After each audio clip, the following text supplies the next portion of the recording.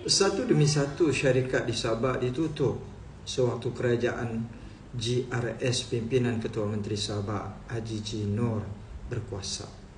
Selepas SFI, Sabah Forest Industries, ditutup, Kosan pula terpaksa tutup kerana kontrak pembekalan pakaian sekolah telah ditamatkan. Bagaimana nasib pekerja-pekerja SFI dan juga pekerja-pekerja syarikat kosan yang berjumlah lebih kurang, sana SFI 2,000 lebih, yang kosan 200 lebih. Nasib mereka bagaimana, sama ada terbela ataupun tidak? Apatah lagi kita umat Islam menjelang hari raya ini akan berbelanja untuk anak-anak, untuk keluarga. Nah, inilah yang menjadi kerisauan kita apabila kita angkat ketua menteri dan kerajaan yang tidak relevan, yang tidak kompeten dan tidak ada pemikiran jangka panjang untuk mereka mencatur dan mengatur segala masalah-masalah di bumi Sabah.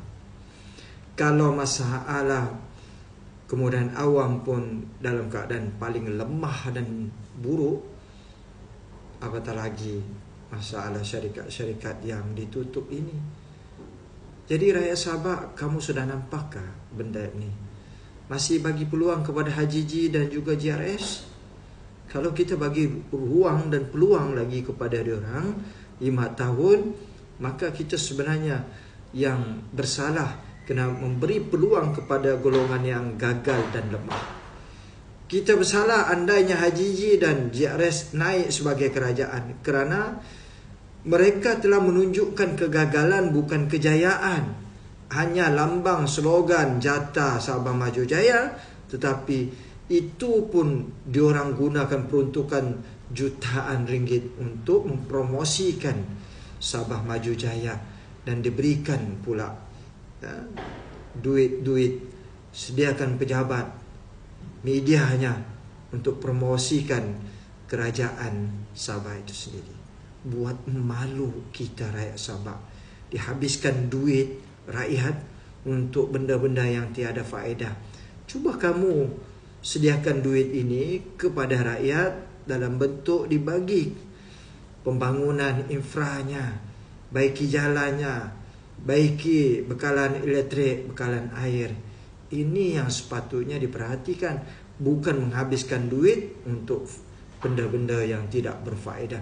Buat banner pun ratusan juta dikeluarkan, jutaan ringgit dikeluarkan. Apa punya kerajaan ini?